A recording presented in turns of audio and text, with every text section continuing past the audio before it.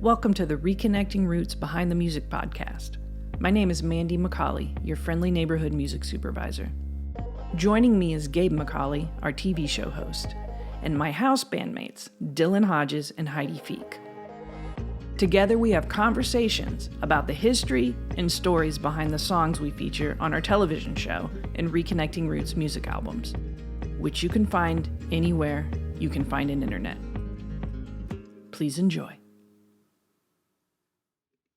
Firekid and Mandy McCauley, who's here with us with the director of Reconnecting Roots, Gabe McCauley. But Mandy is in the house band with us for the TV show. So we're going to do our first Reconnecting Roots podcast with them. It might not be the first Reconnecting Roots podcast ever, is it? No. We have 2 seasons of the podcast, which sort of coincide with the television series, but this is all about the music. Yeah. The music of Reconnecting Roots. So right. Behind the music, inside the music. Inside. I mean, on top of it, just anywhere we can get in or around the music, that's where we're going to go today. Yeah, great. I'm excited. Let's do it. And this is what it looks like to record a podcast.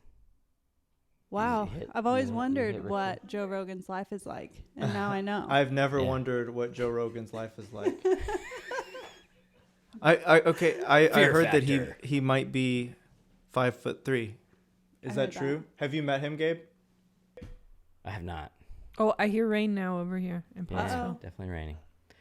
All right. Well, you guys ready? And we'll kind of officially start the podcast. I thought us talking about Joe Rogan's height was the official start of the podcast. Fine. I won't talk about Joe Rogan anymore. You guys close, don't but because he watches your Twitch. Yeah. Oh yeah. He's in chat right now. He's probably a really big fan. Yeah. He's a really small fan, a really short fan. Okay, sorry. We're very serious and professional. No, we're ready. Let's talk about history. What are you drinking? Coffee. You can't say on air. Just kidding. It's coffee. You can't say that. Coffee. Second I coffee bet of it's the day. Treeline. Welcome to the Reconnecting Roots podcast, Behind the Music edition. I'm here, myself, Gabe McCauley, host of Reconnecting Roots, with the house band, the music supervisor, Mandy McCauley. Hello, thank you for having me on this podcast. Oh, you're welcome. And all the way somewhere else, in Florence, Alabama, Good. firekid. What's up? Tell us who you are, folks. That's me. And me. I am Dillon Hodges. And I am Heidi Feek. And we together make Fire Our Kid. fire kid. I tried to say it. We together. should have practiced that. Try that again, because you guys didn't do it at the same And time. we are Fire Kid. There you go. I'm the That's how it's supposed to harmonizer, be. in case you guys were wondering. I'm kind of disappointed that you harmonized. I'm honestly a little sad about it. No, it's great. And but with Mandy, we are known as the Reconnecting Roots house band. Yes. Yeah. AKA Florida Man. Uh-huh. AKA Death Threats. Uh-huh. Yeah. AKA Mandy McCauley, MixMasterMandy. Oh. Daenerys Targaryen, Mother of Dragons, Khaleesi. If that's a reference to a show I don't watch, I believe. It's for the best. Every show is a reference to a show I don't watch. We don't really watch TV, but I did see that one. Mhm. Okay. An oldie but a goodie. That's what they say. It's not that old yet, I guess. Yeah. Speaking of oldies, but goodies. Yes. Speaking of oldies but goodies, let's talk about the music, which is a primary feature and focus of Reconnecting Roots. The creator of the show, Frank Smith, this was something that he ingrained in us very early on as we were developing the show and trying to figure out what the show was. Obviously, it's a show about American history. It's a show about where we've come from, where we are today, and are there any values that we might want to look, back at, reimagine, reconnect to that we might be potentially losing. And as you look at history, obviously you're looking at some not so great things, and you're also looking at some wonderful things. And so we try and not ignore history, but take it at face value and see if we can learn from it and provide a better future, a hope for tomorrow. But when it comes to music, Frank, who also is involved with actually a quick little tidbit here. The whole reason this show exists really is because Heidi's dad was performing. Joey and Rory were both performing at this venue out in Montana called the Music Ranch, Montana. And that's where I first met. I was working on the Joey and Rory show, which was a television show. I was directing that, and that's where we first met Frank, who had them out there to perform. I was out there working on the show, but he's like, hey, you guys make a show. I like it. I want to make a show. And that's where we are. That's the long and short of it. But a part of that for him very much was music was such an important part of his life. He was very adamant about that being very instrumental and interwoven throughout the show. And it was a very good call because he knew, he's kind of ahead of his time, I feel like, but he knew how powerful music was to put people in a particular place in time and to, have them make a powerful impact as they're hearing something, as they're watching something, getting a message. When you pair it with the right music, with the right song, it just elevates the ability to remember that moment, you know what I mean? And to give it impact. And so that's a quick little history tidbit here on how the show even got started and developed and why we are here today talking about the music. And so kind of went a little bit different direction with season 1. By season 2, we realized let's not just try and find any song that's relevant to the topics that we're dealing with as far as a song that we would then perform on the show or become part of the album for each season. But let's specifically find a public domain song, a song that, as far back as we can go where the recorded music existed. Let's find those songs and see if we can connect them to today and see if, what can we learn from these songs, from these artists, from these songwriters of the past. And then let's reimagine those same songs for today. And that's what we did. And this is a perfect band to do that thing. Right, Mandy? I agree wholeheartedly with all of your comments and suggestions. I don't think there was any suggestion. It was a suggestive dialogue. There was the inference. You were suggesting that I monologue. speak after you were speaking. That's true. Yeah, so it was implied. I do want to say that. But yes, I think all three of us have separate histories of loving different genres of music and the history of those genres. Specifically, Heidi inadvertently has a vast knowledge of country music. Mm-hmm. Yeah. Dillon and his bluegrass sensibilities. My goodness. And I'd love for both of you to talk about why that's true. And I have a lot of terrible pop knowledge and wonderful pop knowledge for that matter. Yeah. I think we kind of all make the perfect mixture. I would love for you guys to talk about that and why either of you have that kind of what's a good word for that, knowledge of your genres. Yeah, I definitely grew up in Nashville watching my dad be a country music songwriter, and before that he was trying to be a country music artist. And he had a love for country music and songwriting, and before that his father had a love for country music and songwriting, and so he definitely instilled that in me. And my parents were a country music duo, and the style of music that they played was a pretty traditional country style of music, and so I've just kind of been around it my whole life and grown to love that music so much, and I still love that music so much. I still consider myself a country artist, and that's the music that I write and play, but I definitely try to put my own unique spin on anything that I'm making. And so actually the reason that Dillon and I met each other was because I was trying to make a mixture of really old traditional sounds mixed with very modern and new production, and I didn't know anyone who could do that and help me with that. But I was introduced to Dillon because he was doing that with bluegrass, and that's how we met and became friends and started playing music. And let's hear about that bluegrass. Let's hear about that bluegrass. Well, my background in music from an early age is primarily in the acoustic folk Americana scene. I grew up as a bluegrass guitarist, which we colloquially call flat picking.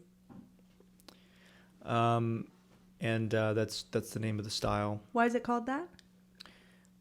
It's a reference to the plectrum, which is the pick that we use. Many people think it's because of the flat top guitar, but it's actually because of the plectrum, the pick. And it's my background is primarily in bluegrass, specifically bluegrass guitar, playing traditional folk songs, almost all of which were in the public domain, traditional American music, or in some cases Celtic music, which is sort of interwoven into the music that I grew up playing. And so the culture of Appalachia and mountain music is, sort of all I've really known until I guess I started this project Firekid, which the purpose was really to modernize flat picking into a progressive new sound.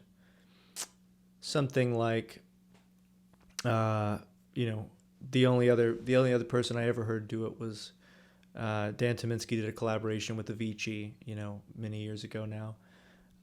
Hey Brother. Hey Brother, correct. So trying to find a happy balance of old and new is what I was doing with my music, and obviously that's how I met Heidi, and in the end, it's kind of what led to us collaborating with Reconnecting Roots. It just sort of ended up making a lot of sense with where I come from and what I do mixed with what everybody else does. Mm-hmm. Yeah, that's the long and short of it right there, the mix of old and new. And I think that's a good broad way of describing what Reconnecting Roots is to some extent, looking at the old, also taking a look at the new, and, being able to compare them, being able to say, like, just because we've made progress doesn't always necessarily mean that it's good, right? Let's reevaluate what this is. And let's learn from the past, both good and bad. So yeah, that's what we're trying to do here with the music, the behind the music. So in this particular first episode, as we introduce this podcast, we'll talk about the theme song, which officially is called We're Home. Yes. We're Home. Tell us about that. Tell us about that, kids, folks, house band. It definitely, the theme song definitely references America the Beautiful, but it was also inspired by a song that I wrote called Lay By Me. It's a mixture of America the Beautiful and Lay By Me. With you guys obviously wrote some updated lyrics to the song, made it more inclusive. I don't know if that was intentional or not, but it's got that line about crown the good with brotherhood and sisterhood tonight. We're home. I think those lyrics were already one of the verses. It was not. It wasn't? No. There's no lyric about sisterhood. It was you and me making sure that it was inclusive of sisterhood as well. Sisterhood. I mean, that sounds very much like something you and I would do, but I mean, when did we record that? Because I'm thinking now, you guys are probably like, Heidi, why don't you know what you did? But let me tell you, we lived in a different state at that time. Dillon and I were living in a 1-bedroom apartment. We recorded it in that apartment. How many years ago was that we made this? I think it was probably like 4 years ago, 4 or 5 years ago. Yeah. Mm-hmm. Yeah, this was a fun recording because I just remember Mandy coming over and making this with us in our apartment. Yeah, I remember coming over and saying, okay, help me write this theme song. Here's what I want. I want the meter of Lay By Me. And we need to recreate or reimagine the words to America the Beautiful. And talk about what home is to us. It may not be perfect, but there's beautiful things about it. And how can we do both of those things and make it fun for ourselves to be able to sing over and over again? I think we nailed it. And that was really the beginning of where season 2 evolved in regards to every episode having basically a reimagined old public domain song. Like I said, this was created to be our theme song in the first season, but didn't really think about doing that for every episode until season 2. And a number of reasons we ended up going that route. But I'm so glad that we did. It makes a lot of sense to me. It's a perfect fit for the show. And so that's what we do. So, Dillon, is it possible, could we play for the audience? This isn't a public domain version, I don't believe, of America the Beautiful, but it is an older recording, and so that might be interesting to play that now, just so we can kind of hear what it used to sound like. It is on the Library of Congress website, so. It's on the Library of Congress website. That counts for something. So you want to hear the original recording? Yes. What would you like to say anything about it, or just play it? This is the U.S. Marine Band in 1953. I can tell you that. It's public domain for sure, and we're gonna play it.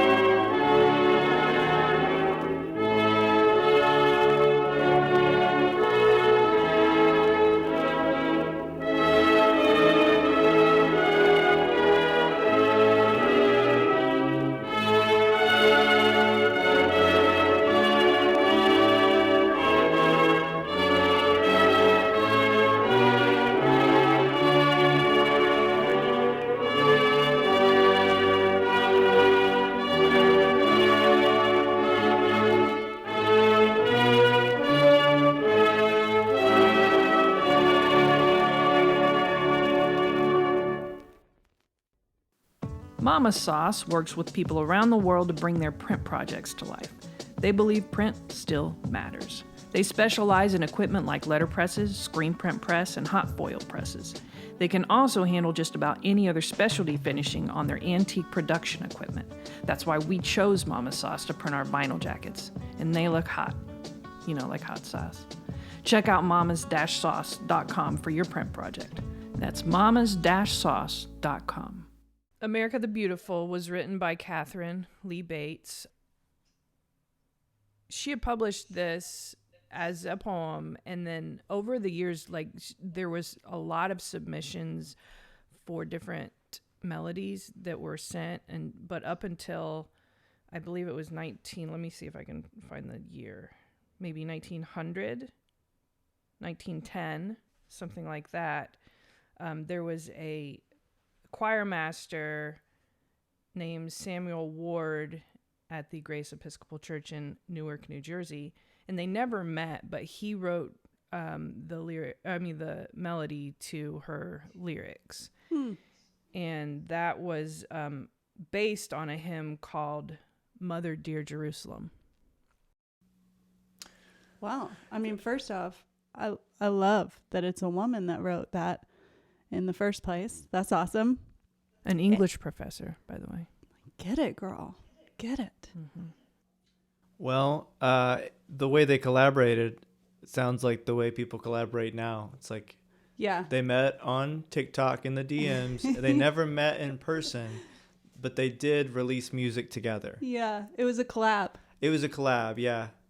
I love it. I think that's awesome. One of my favorite things about folk music in general, and I kind of knew it for a long time, but when Dillon and I started really making music together and recording folk music, and then when we all started working on this, it was very clear to me that it is very in the folk tradition to have a song and just rewrite lyrics. Just anybody, anytime, whatever you feel, just rewrite a bunch of verses. So a lot of these songs... Yeah, I feel like that's important to note. Yeah, a lot of these songs will have so many... I mean, but even like Bob Dylan and Old Crow Medicine Show doing Wagon Wheel, they basically took the Bob Dylan song, which was an older song, and they rewrote lyrics to his song that he had rewritten lyrics to, and now it's this popular song that everybody knows. So people are still doing it. It's not just us, I swear. But that is an aesthetic theory. If you look at it from like Nietzschean Birth of Tragedy perspective, it's the it would be called Dionysian, is the sort of eternal melody that props up these, he calls it the Apollonian, which is the image-making lyrics that go on top of it. Mm-hmm. There's something that is almost nature itself, or attached to nature itself, about the melody that props up the lyrical images that can be thrown off and thrown away from moment to moment to be timely, which I think is like literally the point of this show, honestly. It's like there's something eternal propping up the world behind it that we can't necessarily directly access, but we can through like revisiting the past, or bringing something from the past into present times. It's not like a direct ripoff for nostalgia's sake, because that is like a wholesale thing that people can smell from a mile away, and it's honestly like a lot of people do want like reboots and sequels, but I don't think that's where the good important art comes from. I think you can reach back and pull something from it, but it has to be in the time of now. Otherwise, it's just like old time. Give me that old time religion. Yeah, it's like at that point, it's basically a cover. It's a cover. Yeah, exactly. Yeah, an old folk song. But I really love that we're keeping that tradition alive in that way with Reconnecting Roots. Just continuing to rewrite verses to these really old songs and give them new life, and put our own production on them to make them feel a little bit more modern, and something that honestly we would like to listen to, which is what we're always trying to make, right? Yeah, I love how you call it the eternal melody. That's pretty great. That's a really... It's very romantic. Nietzsche calls it the primordial melody. Yeah. But it's something that sort of exists whether we're a part of it or not, right? And you guys are just discovering it and finding what it is about this that continues and needs to be sung again, right? Exactly. But and I keep calling these reimagined, versus covers, because I don't know if there's a specific name for what this would be, but it's it's a song that certainly is inspired by the original song, or even just like semblances of that song or the idea of that song. And as you said, this isn't about like just being nostalgic, because you guys have put a lot of time and thought into what really was what's the purpose of the episode? Like, what's the topic we're even talking about? And so in this particular instance, what is the show about, and why is it that America the Beautiful could relate to this show? And then how do we take that and interpret it for today? Mm-hmm. Yeah. I also want to note this is just a little side note, that I don't know if you guys remember this, when we were in Montana, we were practicing to do the live show for Reconnecting Roots, and we were in the cabin that's on the Yellowstone River, and we were practicing this song, and this is not an exaggeration, a bald eagle flew by the window when we A literal bald eagle. With like actual Purple Mountain's majesty next to Yes. us. It was the most and that's the other America thing. moment. I'd never of all seen time. actual Purple Mountains. I know. Until we went to Montana and the sunset happens, and I was like, oh, it's a real thing. There That's it is. not just like artistic interpretation. Yeah. Should we play the new version, our version of it? Oh yeah, so Yes. we can let them hear what By we're all talking about. means. So this is We're Home from the Reconnecting Roots Season 2 album. This is the theme song.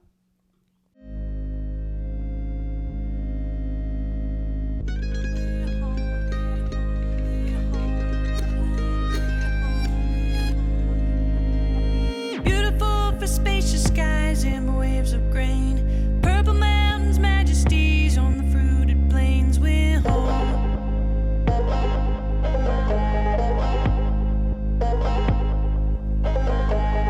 Beautiful beyond the dream, music heart at sea, alabaster cities gleam, made for you and me. We're home.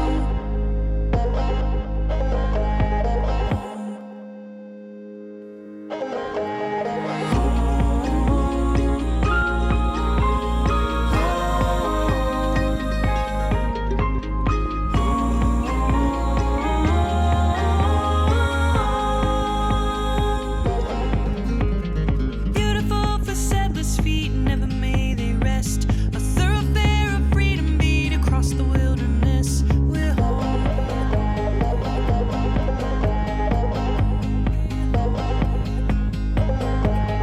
Beautiful the ones who stood liberating light, crown the good with brotherhood and sisterhood tonight. We're home.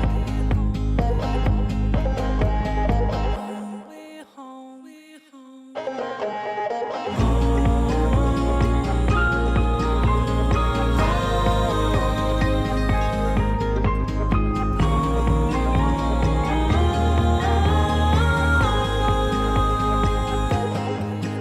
There's no place like home. There's no place like home. There's no place like home. There's no place like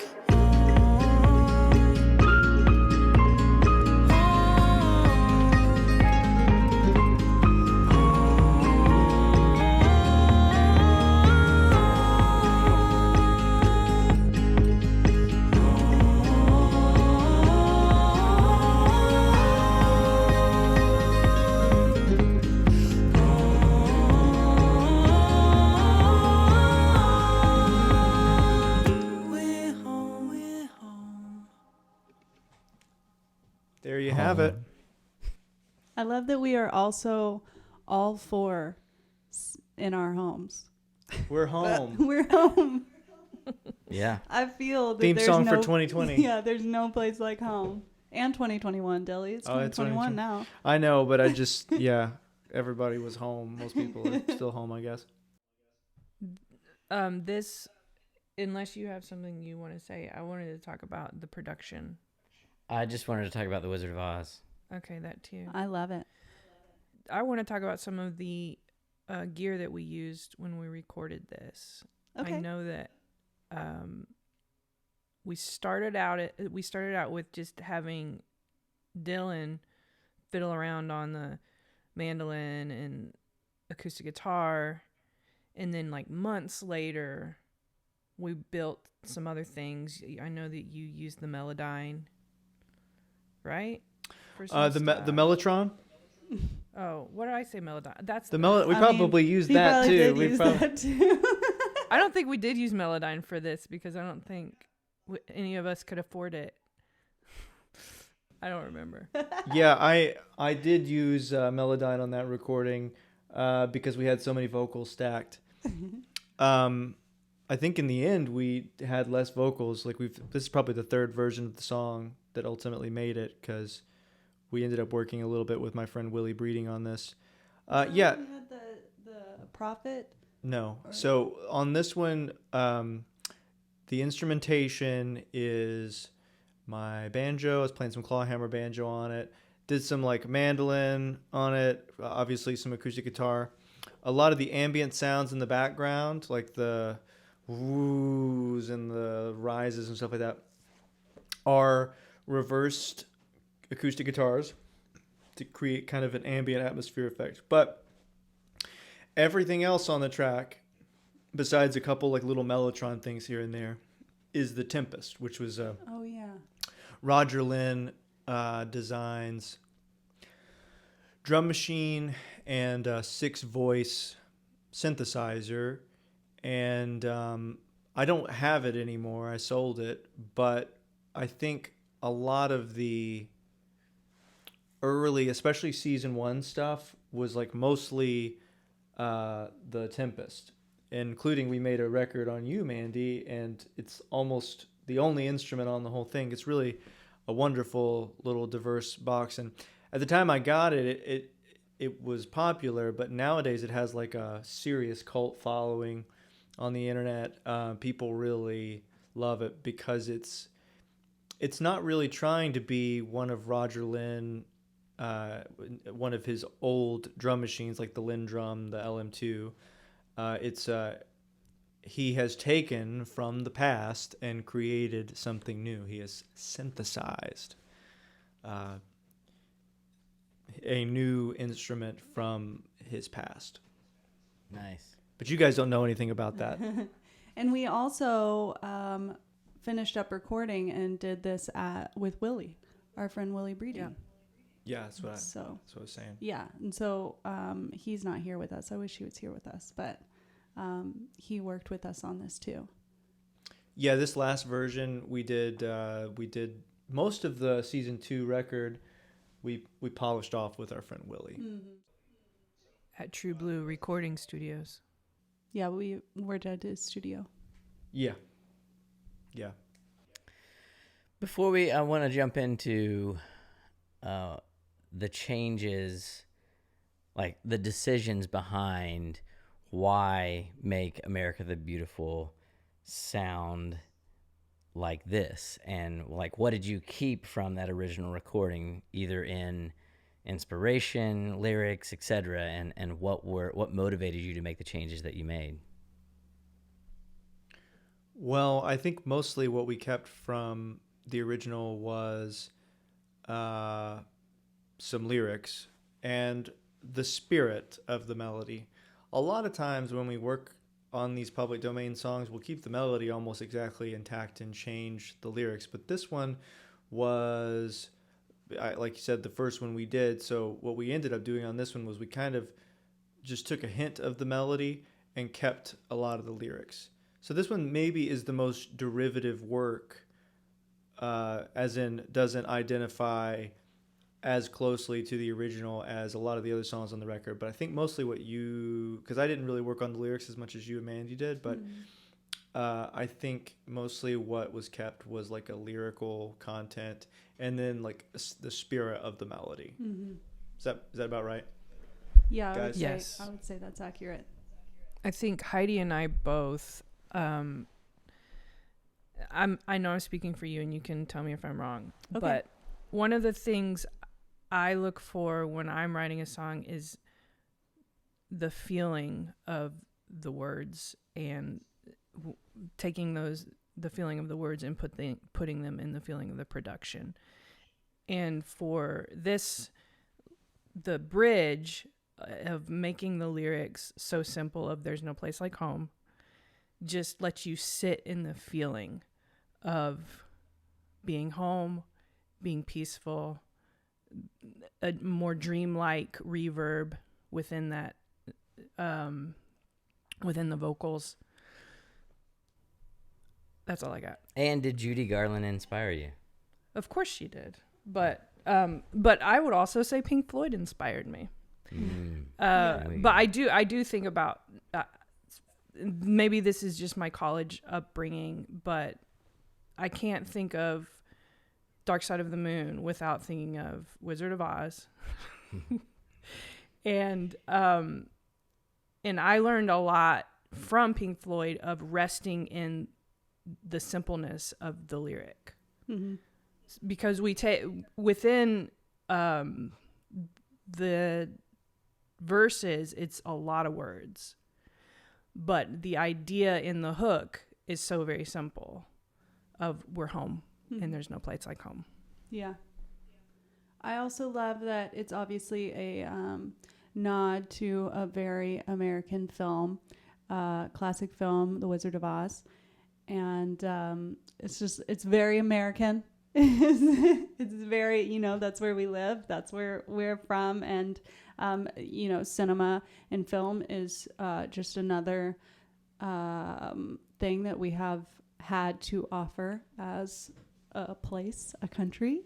And so I really liked that was kind of a nod to that as well. Lyrics are really what I'm super into. So it's really fun for all three of us to work together because we all definitely are coming at it with the same goal, but from very different perspectives. And so it's just fun for us to talk out these things that I think we all know is going on deep down when we're working on these, but we don't have time to discuss them. So it's fun to just sit here and talk to you guys about this. And speaking of American cinema, that will be one of our episodes for season 3. So stay tuned for that. One thing I realized, this was not the first time you guys had all came together to reimagine something from the past. That's true. There was actually a song called... 2 songs. Yes, 2 songs that mashed up together and you reimagined that you sang with Joey, and that was Dixie. Mm-hmm. And you guys had started working on that together, I believe, for a film that was being made, Finding Josephine. Mm-hmm. I think that was the beginnings of that, correct? But then this actually ended up being on a little an album that a coffee roaster put out in town, in Columbia, Muletown and Friends. Yeah. And this song ended up being performed on there. So this is not the first time that you guys have even done this. But that was the first day I met Dillon. Yeah, it's actually kind of funny, the three of us. Well, I am definitely my father's daughter in that I love working with my friends always, and specifically my friends, the McCauleys. And so we were all working on a film that my dad was, he wrote and directed. He wrote it with my second cousin, I think he is, Aaron. Anyway, and he asked me to do the music supervision.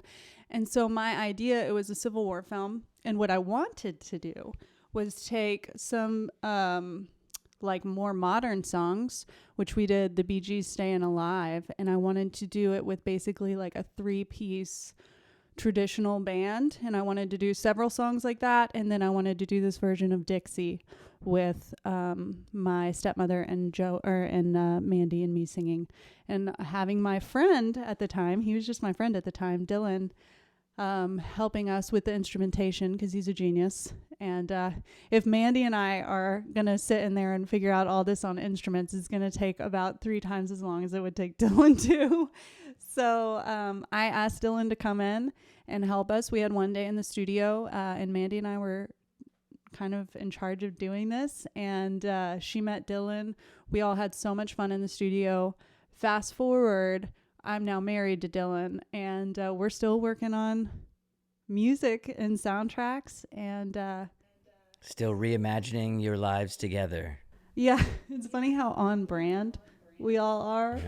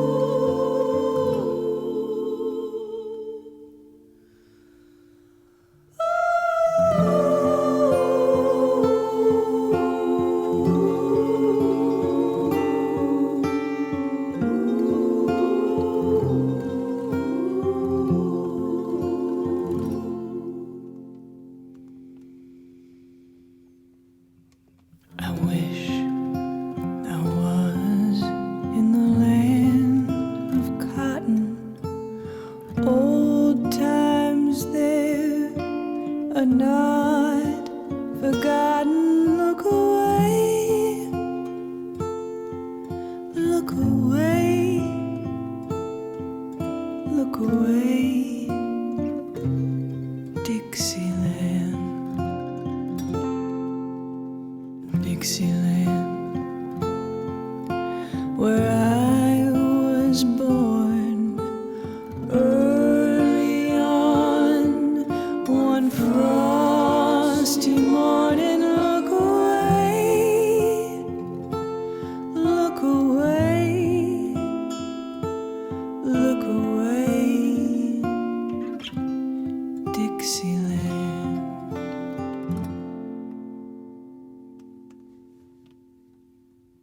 Oh, I wish I was in Dixie. Hooray, hooray. In Dixieland I'll take my stand to live and die in Dixie. Away, away, away,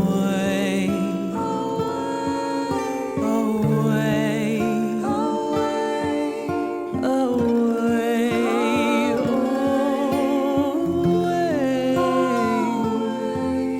down south in Dixie.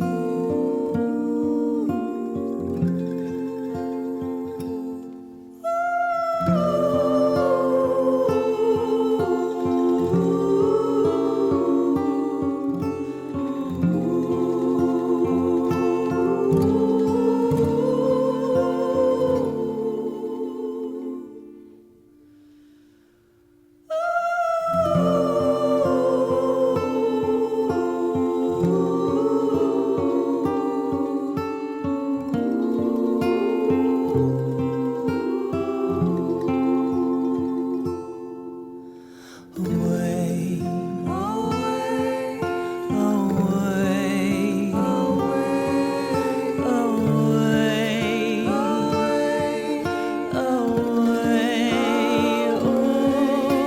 away,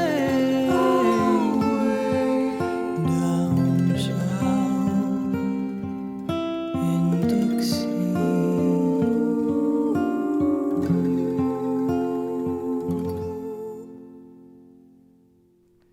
Well, tell me more about the beginnings of that. Like, why the mashup? Like, what inspired that song? Well, I mean, I think sorry, you go ahead.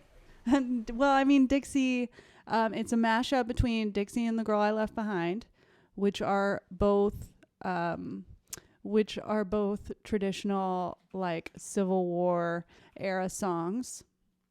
And so I didn't really want to do just like a straight up version of Dixie. It gets a little complicated, but also we wanted to do some old songs. So it's like, if we're going to do this, let's make it interesting. And it just sounded so good singing it together. I just loved it. Yeah, no, I think that I just kind of wanted to bring up that point that, you know, that this is something that you guys have kind of been toying with for a long time, even before the show. Right. It just so happens that naturally it's progressed into the show very, very well, very seamlessly. Yeah. Well, and all of I mean, those songs are definitely public domain at this point. What makes something public domain? I can't remember. What is it, like 70 years after the person that writes dies? Is that what makes it? I'm not a lawyer, but it's around that. Yeah, arena. something I think like it's that. life plus 75. There you go. I think. Yeah. Okay. So life plus 75 and So the life of the creator, or plus 75 years. Yeah. Which I'm going to opine here and say is too long. Oh, really? I think that too aggressive of copyright laws sort of stifle creativity because, I mean, now we know Homer or at least we strongly suspect that Homer was not a man who lived. He was a collection of people. Mm-hmm. He was alive in the way that he is alive, which is that we still tell the story, and from an oral tradition, the story was able to evolve because people were retelling it, and it could grow and have a life of its own. It's that recurring melody or whatever. Yes, exactly. And so what I'm saying is I love the public domain because it offers access to that. It keeps creations alive. Mm-hmm. And in a way, like, we can hold hands with the people who came before us and like sing their songs, and offer our experience to their vision. And I think that is what is the most beautiful thing about humanity. It's a real shame that we have turned creativity into some means to generate capital, or some way to a means of control. I mean, I think to some extent it's good that we can make money off of our creations and live as creators, but at the same time, 75 years after the death of an artist seems like a long time to me. It does seem like a long time. At the same point, though, is it Irving Berlin or something is the reason, some famous writer is the reason that PROs got started in the first place, and that they started collecting money for writers, because they would just write these massive songs and they wouldn't get any money from it. And so there's a certain, and also you don't want, of course, you don't want to work really hard and create some art and then somebody just immediately make the exact same thing and put that out. And so I think there's a place for, copyright law and making sure that artists' creative endeavors are taken care of. But yeah, and plus it gets a little complicated too when it's like you're talking about people from the estate, not even the artists. Yeah. Once they go in and they start talking about that, it's like we're not even talking about this artist keeping their creative stuff. We're just talking about their family members at this point. I love how you guys fight, though. That was really nice. It was like, well, I have a different opinion. And then it's just like, bro, this is our life. Yeah, I mean, yeah. welcome marriage, you should right? sit in a writer's room with them. I'm yeah, exactly. I'm hot take Jake in here. And I'm very let's smooth everything out, guys. Yeah, I'm not saying that we should get rid of copyright laws. Obviously, because I benefit. No, that is what you said. We all heard it. It's on the podcast. He just thinks that 75 after death is too long, which I think I I get that. Sure, that makes a lot of sense. And quite frankly, I mean, part of the reason we're doing this podcast now, even though it's been a year and a half since we released the season 2 on the air, is because we've been wanting to make a vinyl, and it was so complicated to actually get the rights to the vinyl, because we wanted to put these public domain songs on the actual vinyl. So on one side of the vinyl, you would hear these original recordings just like we've been playing for you, and on the other side, you would hear the reimagined versions, which I thought was a wonderful idea. And so I'm excited about the vinyl finally coming out. Hopefully within just a few weeks, maybe months, we'll actually have a vinyl that you'll be able to pay for and own, and maybe that will put a little money in some artist's pocket, which is a good thing. In one of our episodes, we interviewed Jack Conte from Patreon, and he sort of talks about that whole idea where, and the problem is there's such a big gap, right? You have artists like you who are not super celebrities on a huge platform, right? Hey. With a massive record label behind you. But you're making wonderful art, and it feels like there's no in-between, right? It's like you either don't make anything and you might as well give it all away, or you're making bazillions of dollars. And so what would be nice is for artists this is the great travesty like of the disappearing middle class. Yeah. Yeah, that's exactly right. It would, and so that's why some of these things are in place. But anyway, point is, we're making a vinyl. It's taken us an awfully long time, and some of that has been because of these laws and copyrights, things that are complicated. But obviously, we want to do it right, and we want to be able to put this thing out for people to purchase and hear and touch and feel and read and look at. I know a lot of artists are having a hard time getting vinyl made right now.